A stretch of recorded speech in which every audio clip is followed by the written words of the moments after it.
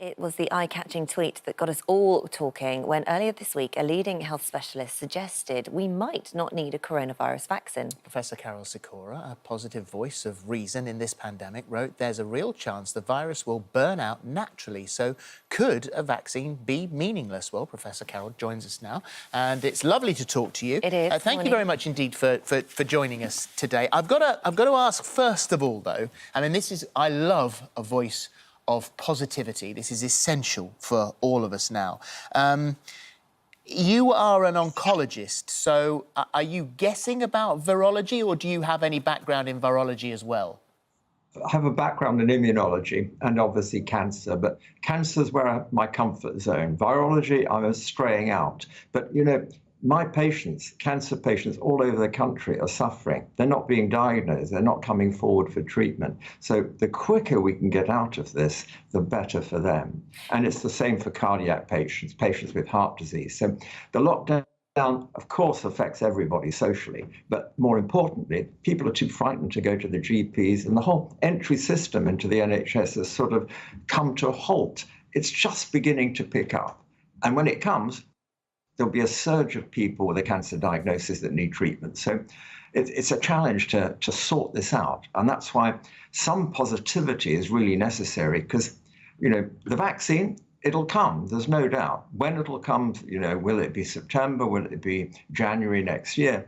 And when it comes, it'll be fine. But all the factors look as though things are changing with the pathogen and with us as society. Because the bit that sort of caught our eye in the tweet that you sent out was that we need to keep slowing the virus, but it could be petering out by itself. And you said that other pandemics have petered out. It happened with SARS and it happened with MERS. And it happened with the Great Plague, the bubonic plague. No one understands. And I've looked at the literature of why pandemics end. And in the past, obviously, there were no vaccines. The great historic pandemics in Asia, in Italy, and the whole of Europe, in fact. Pandemics tend to follow the routes of travel, the routes of the old Silk Road from China through Asia into Europe was one of the spreaders of the plague. And it ended in a piffle. It just went poof and went.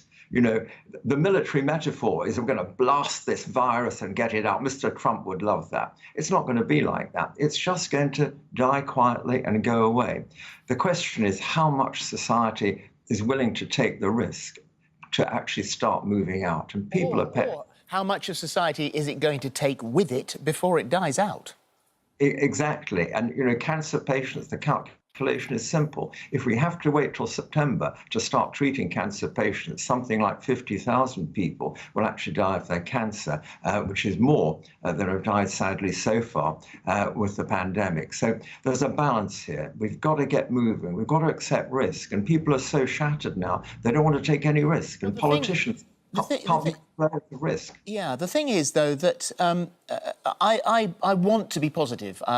We all want to be positive, and that's what we're trying to do on this show, is to look at the positive side.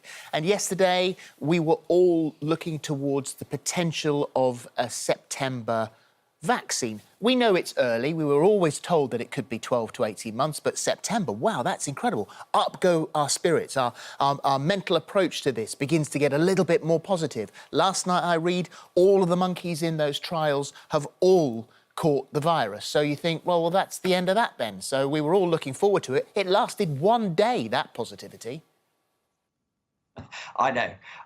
There are tests for the antibody, and it does look as though a significant percentage of people have actually had the virus, and the different studies all over the world come out differently, which is what you expect. So almost certainly, we don't know how many people have been infected already in Britain, but it's going up all the time, and that's good, because eventually we're going to get immune and the virus will basically drop in its incidence. It's really amazing how the NHS has coped. You know, we really thought it could be blown over Easter, but it wasn't. It coped admirably. The Nightingale hospitals are sort of unnecessary.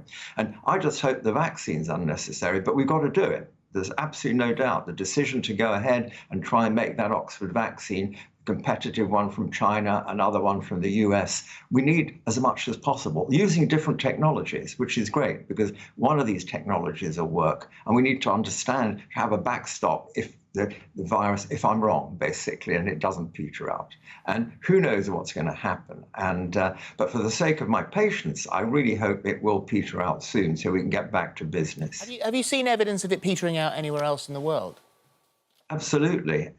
If you take the 4 countries that went back a month ago now, 14th of April, the Tuesday after Easter, Austria, Czech Republic, Norway, and Denmark, they've seen no rise in it. It's continued to go down despite the unlocking of the whole lockdown process. So the R0, the magic number that even my grandchildren know about, the age 4, I only remember it from 50 years ago as a medical student.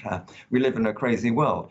Even those countries, though, have actually shown no increase in the number of cases, which is fantastic. Sure, you get little blips. In Korea, a guy goes into a few nightclubs on a Friday night and causes havoc, but everything was controlled there. Can we do the same here? Yes, I think we're very socially responsible here. I think the public's been just great. And you do worry about the sort of collateral damage from lockdown, and included in that not only your cancer patients, obviously, but also the well-being and mental health of an awful lot of people.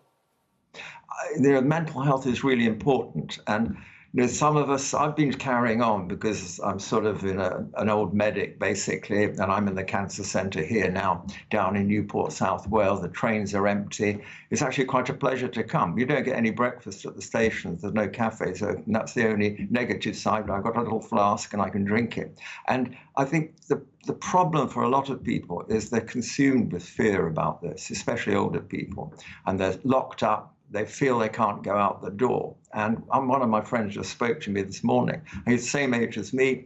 He has got cancer and he's on chemotherapy, so he's isolating just for his own protection. And it's really difficult to know what to say. I said, well, come and have a coffee tomorrow in London. But he's scared to go out of the house. And a lot of people feel that. So anything you can do, which you're doing with this program, to cheer people up, to show that you can use Zoom and all these technologies that really foreign to my generation. We didn't know how.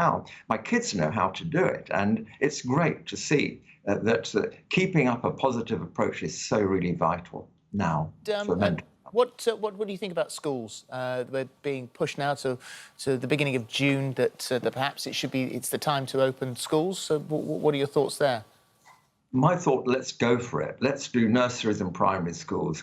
Let's just try it. I know there's been problems. I know, I got involved with school teachers in the past about a nuclear threat from an electronic mast near the school in Cambridge, rural Cambridgeshire. You can't win. You can't win against fear. If people are scared of something, it sort of becomes irrational. I think we've got to get a balance between government, the trade unions, but at the core of this all is fear, and we've got to allay that fear. And my 4-year-old grandson shouted at me, 2 meters, Grandpa, the other day when we were flying a kite because I came a bit close to him accidentally. He's conditioned, and it won't go until we deconditioned him. We're all conditioned. So let's get moving. And that would be we're going to have to do it sometime. Whether you do it in June or September doesn't matter. The schools need to go back for the sake of the health of our children. Okay. Well, thank you. Thank you. Very much Thank you for indeed. joining us this morning.